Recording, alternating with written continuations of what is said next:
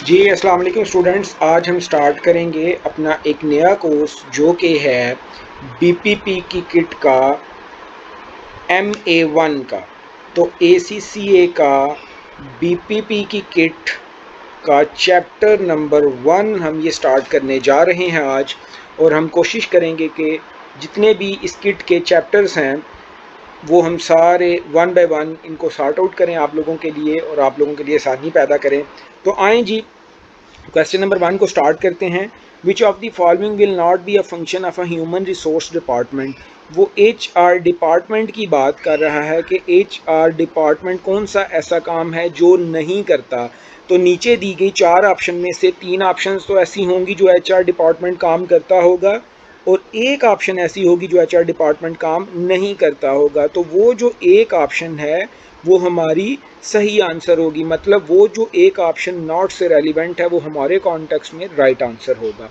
तो HR department hiring of the employees, जब एक कंपनी को एम्प्लॉइज की ज़रूरत होती है तो उनको वो हायर करता है। हायरिंग ऑफ द एम्प्लॉइज का मतलब होता है एम्प्लॉय जब चाहिए हों तो उनको जॉब पे रखना, ये तो करता है HR department. Then firing of the employees को निकालना, जब एम्प्लॉय को कहा जाता है यू आर फायर्ड यानी कि एम्प्लॉय को जॉब से निकालना, तो ये दोनों काम HR डिपार्टमेंट करता है। तो इसका मतलब है एक्चुअली ये दोनों हमारे आंसर नहीं होंगे। तो ऑप्शन नंबर सी में वो कहता है पेइंग एम्प्लॉइज यानी कि एम्प्लॉइज को पेमेंट करना। तो याद रखिएगा जो पेमेंट्स का काम है ये HR डिपार्टमेंट का नहीं होता। तो पेमेंट्स टू एम्प्लॉइज जो हैं वो नॉर्मली जो कंपनीज में फाइनेंस डिपार्टमेंट डील करता है। तो फाइनेंस या पेरोल, कुछ कंपनीज में पेरोल, सो एम्प्लॉइज की पेमेंट यहाँ तो फाइनेंस डिपार्टमेंट या सम केसेस में पेरोल डिपार्टमेंट करता है, HR डिपार्टमेंट नहीं करता। तो ये हमारी सी वाली जो है ये हमारे आंसर होगा। चूंकि हमारे ऑप्शन में हमने ये फाइंड करना था कि कौन सा काम HR डिपार्टमेंट नहीं करता, तो पेइंग टू एम्प्लॉइज ये HR डिपार्टमेंट नहीं करता। लास्ट ऑप्शन है अरेंजिंग ट्रेनिंग ऑफ एम्प्लॉइज, तो जो एम्प्लॉइज की ट्रेनिंग वगैरह करवानी होती है ये भी HR डिपार्टमेंट ही करता है। So option number C is the right answer. आप लोगों ने याद रखना कि हमेशा सबसे पहले आपने रिक्वायरमेंट पढ़नी है क्वेश्चन की। तो रिक्वायरमेंट मैंने हाईलाइट कर दी, इस हैबिट को डेवलप करें। मैं पहले चैप्टर में कोशिश करूंगा कि बार बार आपको रिमाइंड करवाऊं कि आपने सबसे पहले रिक्वायरमेंट पढ़नी है। तो रिक्वायरमेंट पढ़ने से हमें ये फ़ायदा हो जाएगा कि हमारे माइंड में ये चीज़ आ जाएगी कि हमने सिनेरियो से ढूंढना क्या है। अदरवाइज ये होगा कि आप पहले सारा सिनेरियो पढ़ेंगे, आपको ये नहीं पता होगा कि आपने सॉल्व क्या करना है, तो आप दोबारा जाके रिक्वायरमेंट पढ़ेंगे, फिर दोबारा सिनेरियो पढ़ेंगे, तो टाइम वेस्ट होगा। तो इससे बचने के लिए हम सबसे पहले रिक्वायरमेंट पढ़ेंगे। वो कहता है which of the following statement relate to policy manual of an organisation.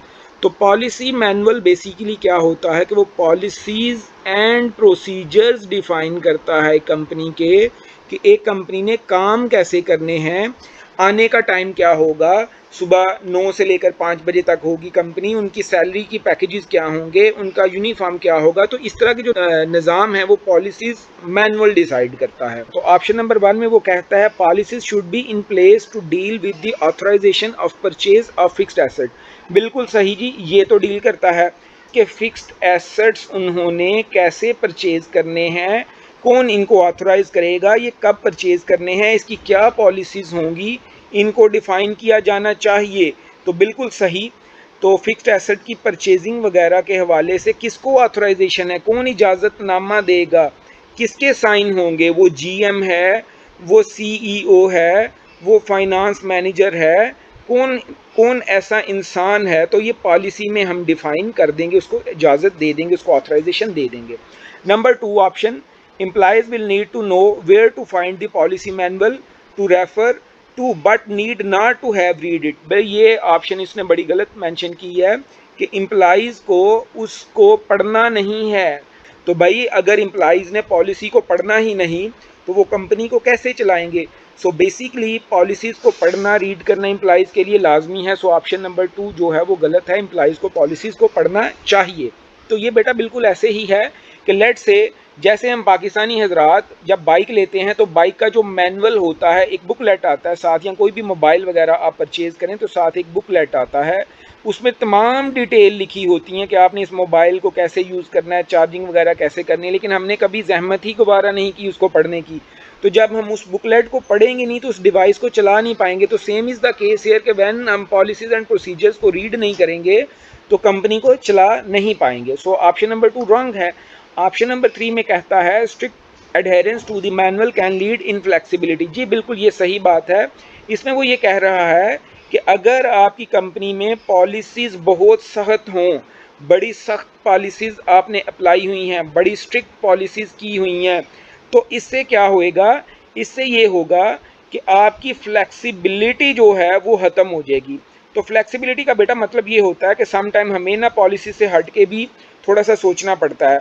तो अगर आप पॉलिसीज़ को बहुत स्ट्रांगली अप्लाई करते हैं तो आपके अंदर इनफ्लेक्सिबिलिटी आ जाती है, फ्लेक्सिबिलिटी ख़त्म हो जाती है।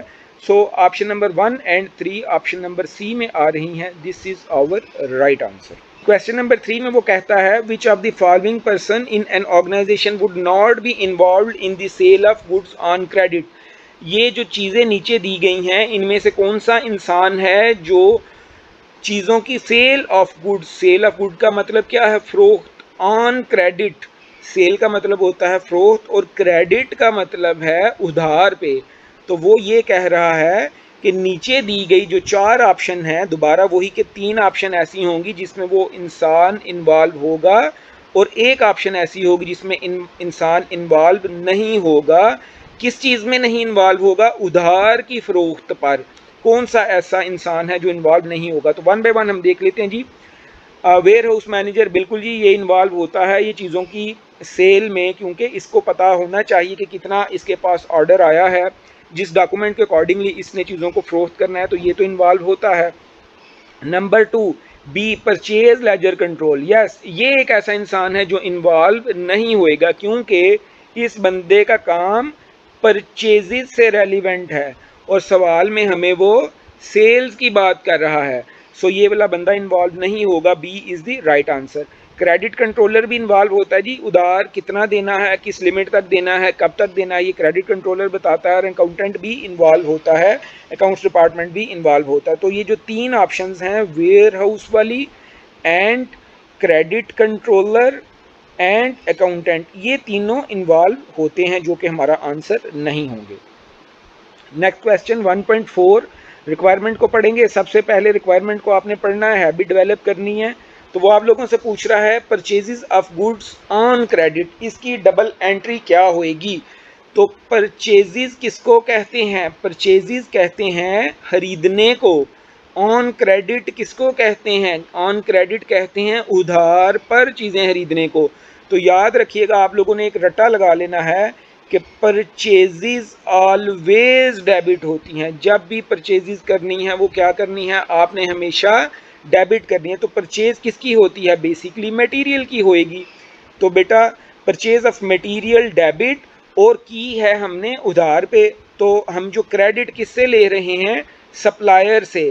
क्रेडिट किससे ले रहे हैं, सप्लायर आपका होगा या आपका पेएबल होगा या आपका बेसिकली वेंडर। तो इस तरह के अल्फाजात जब भी आ जाएं तो इनको आपने क्या करना है, हमेशा क्रेडिट करना है।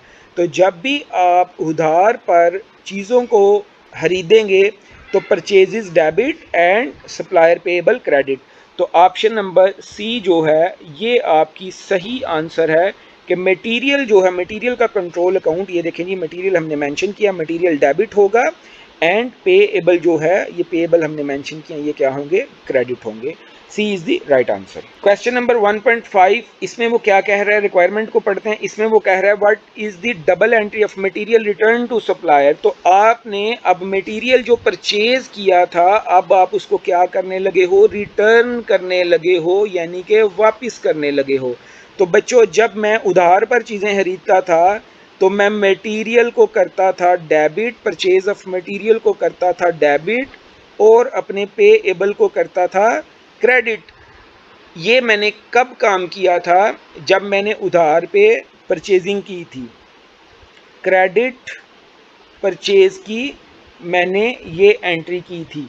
तो अब चूंकि इसी एंट्री को क्या होना है, रिवर्स क्यों होना है, क्योंकि जो रिटर्न की है, मटेरियल को क्या किया है, रिटर्न किया है, तो जब आपने पहले मटेरियल खरीदा था तो आपने परचेज की एंट्री की थी, अब आप रिवर्स कर रहे हैं तो आप करेंगे परचेज रिटर्न की एंट्री। तो बेसिकली आप इसी एंट्री को कर देंगे अपोजिट, ये वाली जो एंट्री है इसको आप क्या कर देंगे, अपोजिट कर देंगे। तो वैसे भी आप लोगों ने याद रखना है कि परचेज रिटर्न जो है ऑलवेज क्रेडिट होगी। जैसे कि मैंने आपको पहले बताया कि परचेजेस ऑलवेज डेबिट होंगी, इसी तरह परचेज रिटर्न ऑलवेज क्रेडिट होगी। तो भाइयों इस एंट्री को अगर हम अपोजिट करें तो हम कहेंगे जी पेएबल अकाउंट डेबिट, ये जो क्रेडिट हो रहा है ये हो जाएगा डेबिट, एंड ये जो मटेरियल अकाउंट है जो डेबिट हो रहा है ये हो जाएगा क्रेडिट। तो हम करेंगे मटेरियल अकाउंट को credit. So this is the entry of purchase return, which is option number A is the right answer. जी, क्वेश्चन नंबर 1.6 इसको देख लेते हैं। 1.6 में वो कह रहा है which of the following statement relating to the recording of accounting transaction in books of prime entry, books of prime entry में जो चीज़ें हम करते हैं उसके relevant true options ढूंढनी है। तो वन बाय वन देख लेते हैं, 3 ऑप्शंस दिए हैं। नंबर 1 में वो कह रहा है कि credit note from supplier are recorded in the sales return day book. तो इधर आपने बेटा एक चीज़ नोट करनी है कि क्रेडिट नोट होता क्या है। क्रेडिट नोट होता है जो कि सप्लायर की तरफ से भेजा जाता है। सप्लायर ने आपको लेट से 10,000 रुपये की चीज़ें भेजी हैं, अब ये बेसिकली सेलर की तरफ से इशू किया जाता है। सेलर ये कहता है, seller mean supplier of the good, जो वेंडर है वो कहता है कि भाई ये 10,000 की तुमने चीज़ें खरीदी हैं, इनमें से लेट से हम अज्यूम कर लेते हैं ये 2,000 की चीज़ें डिफ़ॉल्टेड हैं, ये चीज़ें खराब हैं। तो अब इन खराब चीज़ों की वजह से मैं तुम्हें एक क्रेडिट नोट भेज रहा हूँ, तो ये 2,000 तुमने 10,000 में से लेस कर लेना है और तुम बेसिकली मुझे पेमेंट करोगे 8,000 की। तो this is known as credit note. अब बेटा वो इसमें कह रहा है क्रेडिट नोट्स फ्रॉम सप्लायर, यानी कि हमारे सप्लायर की तरफ से हमें भेजा गया, सप्लायर की तरफ से हमें भेजा गया। तो रिकॉर्डिंग किसने करनी है, recording of this credit note कौन करेगा, हम, हमारी कंपनी करेगी। तो बेटा जब सप्लायर है उसने तो इसकी एंट्री करनी है सेल रिटर्न डे बुक में, क्योंकि उसने जो पहले ये 10,000 की थी सेल, अब उसमें से ये 2,000 वो ले रहा है वापिस, तो वो इसको नोट करेगा, ये जो 2,000 है इसको सप्लायर हमारा नोट करेगा सेल रिटर्न डे बुक में। लेकिन हम उसको किधर करेंगे, हमारी तो ये परचेज रिटर्न है, हमारी क्या है ये परचेज रिटर्न है, तो हम तो इसको सेल रिटर्न डे बुक में नोट नहीं करेंगे, हम तो इधर नोट नहीं करेंगे, इधर तो करेगा वो सप्लायर हमारा। तो वो कह रहा है credit notes from supplier, from supplier हमारे सप्लायर की तरफ से हमें जो क्रेडिट नोट इशू किए गए हैं उनको हम सेल रिटर्न डे बुक में एंटर नहीं करते। हमारा सप्लायर तो करेगा इसमें एंटर, लेकिन हम तो इसमें एंटर नहीं करेंगे। सो ऑप्शन नंबर 1 रॉन्ग है जी। इसके बाद देख लेते हैं ऑप्शन नंबर 2 में वो कहता है इनवाइसेस टू कस्टमर्स और recorded in the sale day book. बिल्कुल सही बात है, जो हम अपने कस्टमर्स को इनवाइसेस बिल भेजते हैं वो हम सेल डे बुक में रोज़ाना की बेस पर हमने जितनी सेल की हुई है हम उसमें एंटर करते हैं, चूँकि बिल्स जो हैं वो हमेशा सेल डे बुक में ही एंटर किए जाते हैं। And option number 3 payments for expenses जो हमने अखराजात किए हैं उनको हम कैश पेमेंट बुक में एंटर करेंगे। बिल्कुल जी, हमने अखराजात एक्सपेंसेस किए ऑन डेली बेसिस, उनकी कैश की पेमेंट की है तो कैश डे बुक में ही एंटर होगा। सो ऑप्शन नंबर 2 एंड 3 हमारा राइट आंसर है, जो कि ऑप्शन नंबर सी में आ रहा है, तो ये हमारा सही जवाब होगा। 1.7 रिक्वायरमेंट पढ़ेंगे जी सबसे पहले हमेशा की तरह। तो वो रिक्वायरमेंट में कहता है नीचे 2 ऑप्शन उसने दी हुई, इन दोनों ऑप्शन में से सही ऑप्शन ट्रू ऑप्शन कौन सी है। 1 बाय 1 देखते हैं। An integrated system is one where separate ledgers are kept for cost accounting and management accounting. 2 accounting system की वो बात कर रहा है, एक है जी कॉस्ट अकाउंटिंग सिस्टम एंड दूसरा है मैनेजमेंट अकाउंटिंग सिस्टम। तो वो कहता है कि भाई इंटीग्रेटेड सिस्टम एक ऐसा सिस्टम है जिसमें हम सेपरेट रखते हैं cost accounting and management accounting को। तो बेटा हम लोगों ने बुक में पढ़ा था कि cost accounting and management accounting अगर हम इनको दोनों को इकट्ठा रखें तो this is known as integrated system. Integration का मतलब है कि किसी चीज़ को जोड़ के रखना, इंटीग्रेट करके रखना, आपस में कंबाइन करके रखना।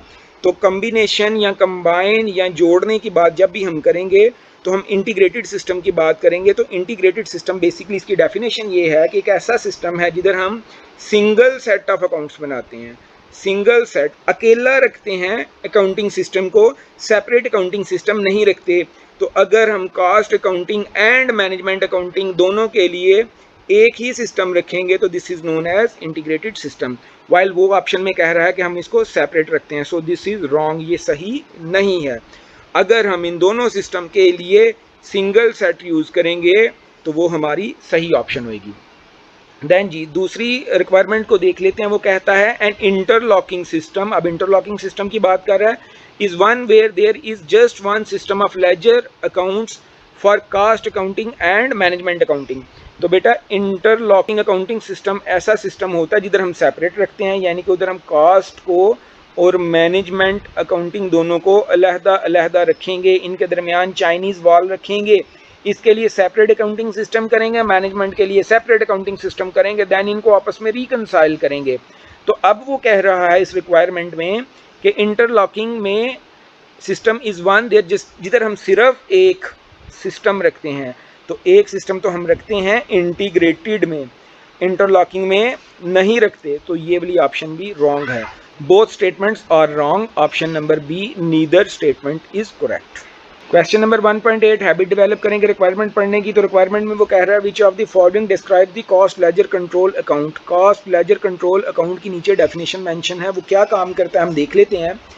तो ऑप्शन नंबर ए में कह रहा है एन अकाउंट एक ऐसा account which can be use to reconcile creditor supplier balance. तो भाई कास्ट का जो लेजर है वो ना तो क्रेडिटर्स को रिकनसाइल करेगा और ना ही आपके कस्टमर के बैलेंस को रिकनसाइल करेगा। तो भाई वो तो कास्ट के हवाले से है, वो सप्लायर को या कस्टमर को रिकनसाइल क्यों करेगा। तो ये ऑप्शन नंबर ए और ऑप्शन नंबर बी ये दोनों नहीं होंगी, क्योंकि ऑप्शन नंबर बी में वो कहता है रिकन्सिलिएशन ऑफ डेटर और कस्टमर, और ऑप्शन नंबर ए में कह रहा है क्रेडिटर और सप्लायर्स। ऑप्शन नंबर सी में वो कहता है कि an account in the cost ledger to record financial items.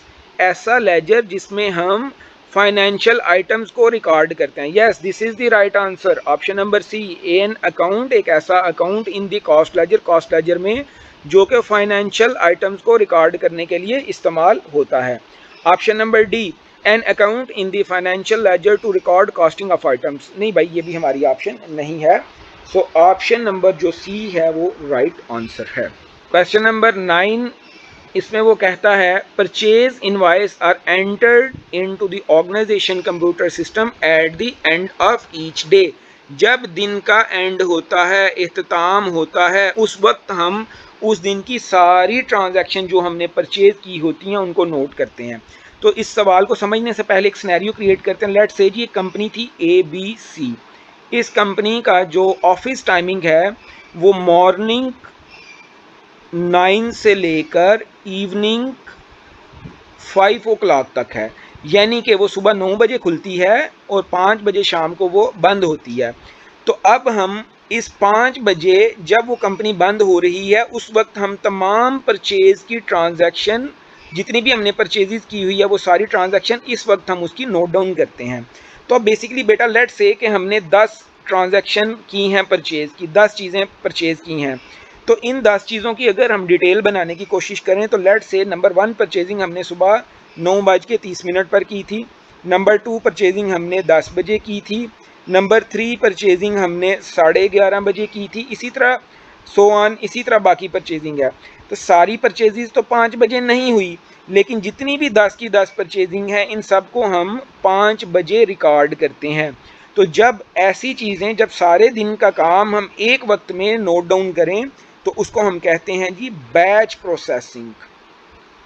हमने बैच बना लिया, हमने किसका बैच बना लिया, हमने बैच बना लिया परचेजिंग का। जितनी भी 10 परचेजिंग है उनका एक बैच बना लिया, उनको शाम 5 बजे नोट डाउन कर लिया।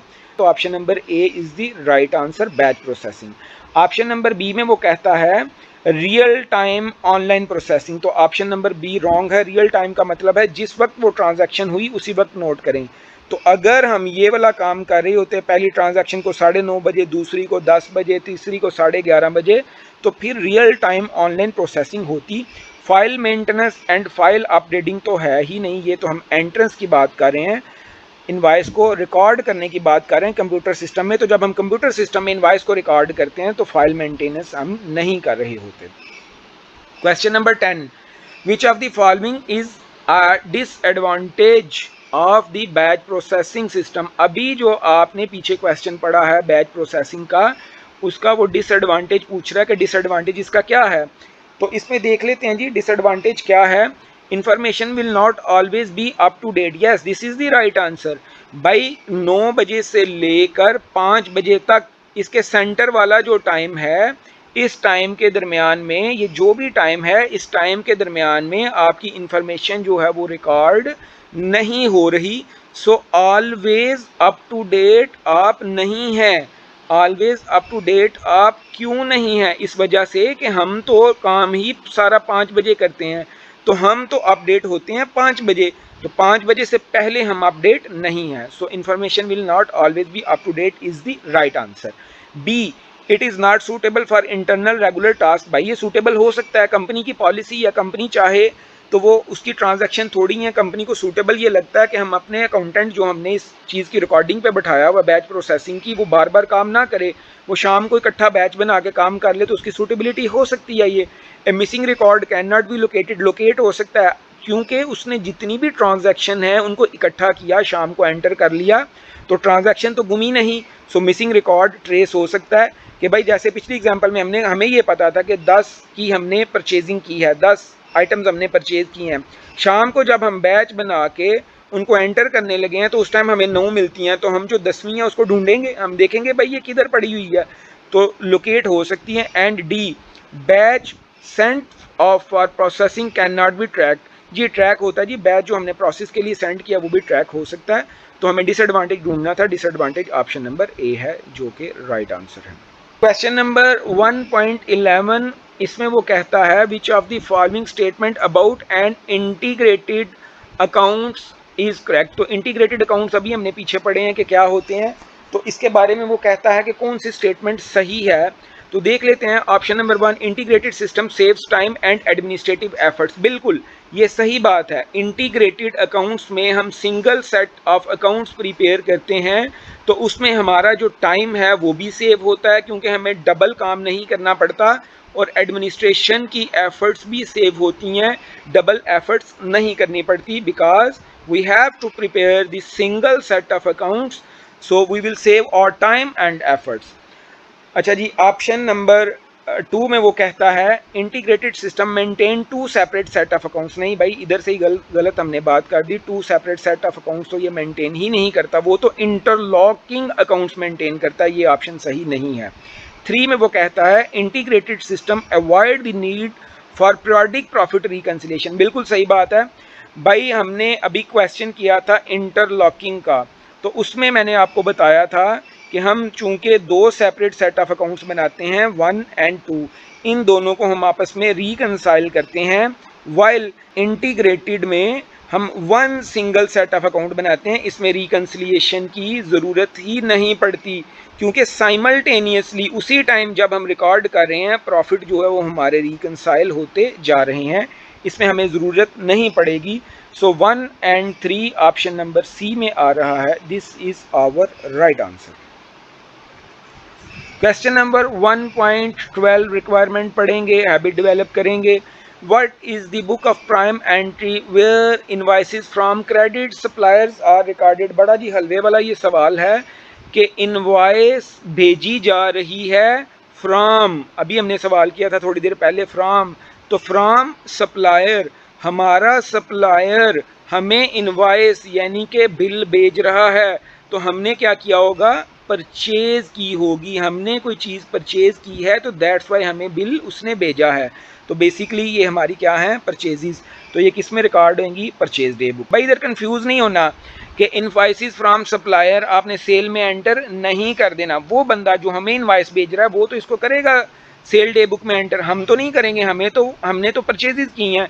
तो पैटी कैश और ये जो दूसरी ऑप्शंस हैं कैश पेमेंट, ये भी दोनों नहीं आएंगी। उसकी वजह है क्योंकि इन दोनों में कैश की इन्वॉल्वमेंट हो रही है और कैश वाला काम तो हमने किया ही नहीं, हमने किया है क्रेडिट वाला काम।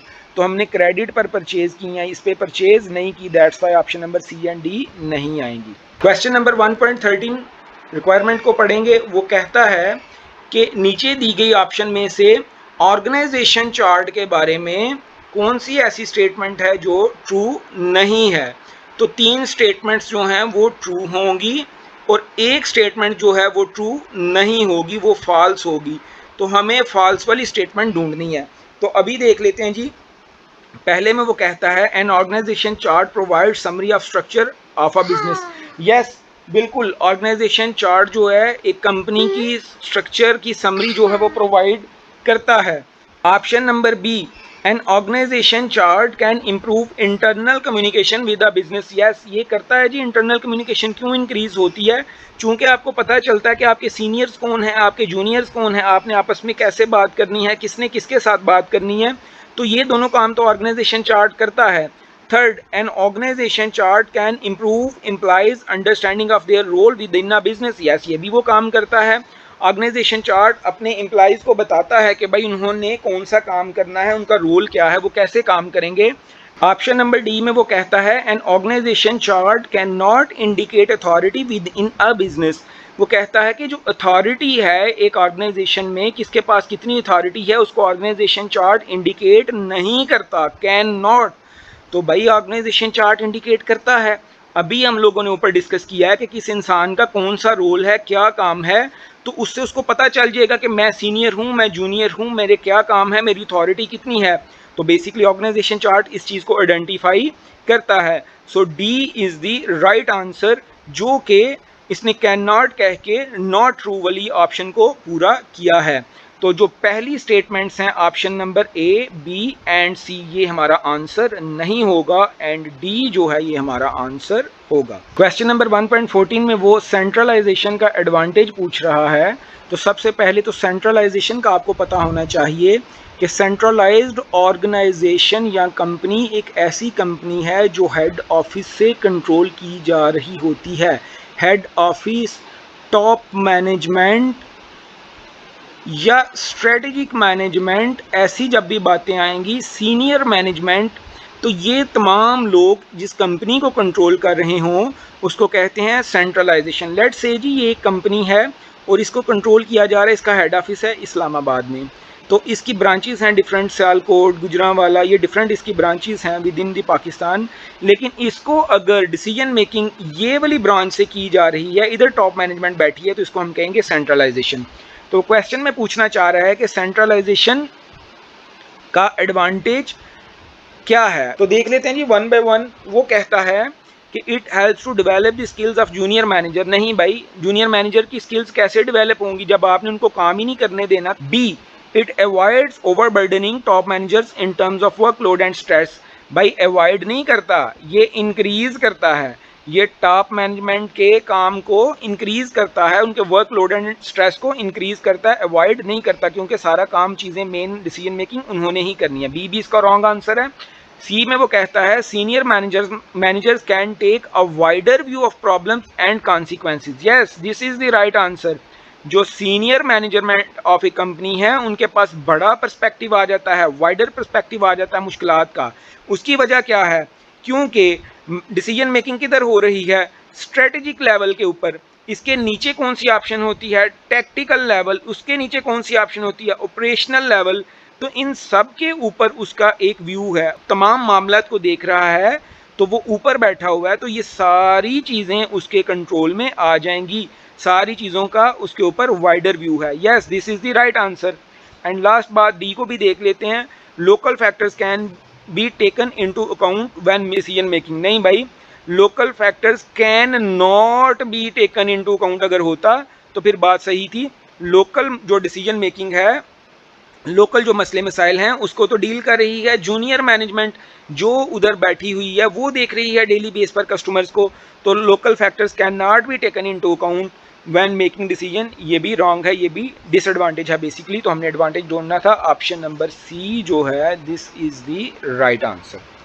क्वेश्चन नंबर 1.15 कह रहा है कि a company's accounting system operate so that the cost accounts are independent of the financial accounts.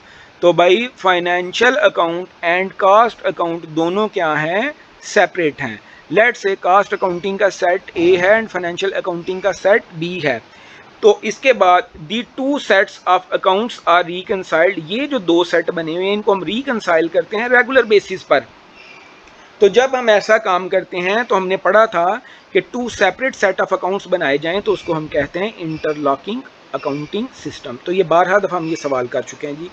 अच्छा जी, नेक्स्ट क्वेश्चन नंबर 1.16, इसमें वो पूछ रहा है when materials are purchased on credit, उधार पर मटेरियल को परचेज किया गया है, and an interlocking costing system is use, what is the double entry. भाई अगर इंटरलॉकिंग सेपरेट अकाउंट नहीं होता तो आपने उसकी एंट्री पढ़ी थी कि मटेरियल अकाउंट को हम करते हैं डेबिट एंड पेएबल अकाउंट को हम करते हैं क्रेडिट। लेकिन अब हम इधर ये काम नहीं करेंगे चूंकि इंटरलॉकिंग कॉस्टिंग सिस्टम के बारे में वो पूछ रहा है। तो इसमें हम क्या करेंगे, इसमें हम करेंगे मटेरियल अकाउंट को डेबिट करेंगे and cost ledger control account को हम करेंगे क्रेडिट। तो भाइयों ये वाली एंट्री हम करेंगे जो कि ऑप्शन नंबर बी में आ रही है। So option number B is the right answer. So चूंकि कॉस्ट लेजर कंट्रोल अकाउंट हमने इस्तेमाल किया है, उसकी रीज़न क्या थी, इंटरलॉकिंग सिस्टम यूज़ हो रहा है। क्वेश्चन नंबर 1.17 में वो हमसे पूछ रहा है कि विच of the following describes how management controls the transaction of a business. तो भाई इसमें मैनेजमेंट की बात हो रही है कि एक कंपनी की जो मैनेजमेंट है वो ट्रांजैक्शंस को कैसे कंट्रोल करती है, कौन सी ट्रांजैक्शन बिजनेस की। तो सर इधर पूरे बिजनेस की बात हो रही है, किसकी, कंप्लीट बिजनेस की, सारे की, किसी स्पेसिफिक डिपार्टमेंट की बात नहीं हो रही। ये चीज़ हमने माइंड में रखनी है। तो ऑप्शन नंबर ए में वो कहता है कि through a system of control transaction. नहीं भाई, सिस्टम ऑफ कंट्रोल ट्रांजैक्शन के बारे में ही तो वो पूछ रहा है। एक सिस्टम बना दें जो ट्रांजैक्शन को कंट्रोल करेगा, तो कैसे कंट्रोल करेगा यही तो वो हमसे पूछ रहा है। सो ये नहीं हो सकता। B, through a system of authorisation of transaction, yes this is the right answer. जब आपकी कंपनी में जितनी भी ट्रांजैक्शन होंगी वो इजाज़तनामे से होंगी, जिस इंसान को जौन सी चीज़ ऑथराइज्ड है वो वाली ट्रांजैक्शन को करेगा तो तमाम ट्रांजैक्शन कंट्रोल हो जाएंगी। B is the right answer. C को भी देख लेते हैं। Through strict control of sales on credit made to new customer. जी ये ऑप्शन ठीक है लेकिन just for the context of sales on credit, सिर्फ एक स्पेसिफिक एरिया के लिए ये सही है। सो ये हमने पूरे बिजनेस की बात नहीं की, ये भी रॉन्ग हो जाएगी। And D, through strict control of purchase of non current asset, ये भी सिर्फ एक स्पेसिफिक एरिया को ही आइडेंटिफाई करती है। सो ये भी रॉन्ग ऑप्शन हो जाएगी। सो ऑप्शन नंबर डी, पूरे बिजनेस की ट्रांजैक्शन को जिसको जो चीज़ ऑथराइज होएगी वो उसको करेगा, ये सही आंसर है।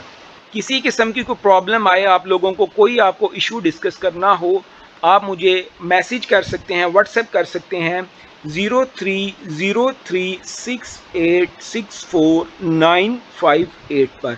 और जो पाकिस्तान से बाहर से लोग मुझे रब्ता करेंगे वो +92 कोड साथ लाजमी लगाएं। इंशाअल्लाह जी मैं कोशिश करूँगा आपके मैसेजेस को ज़रूर रिस्पॉन्ड करूँ। अल्लाह ताला आपका हामी नासिर हो। अल्लाह हाफिज़।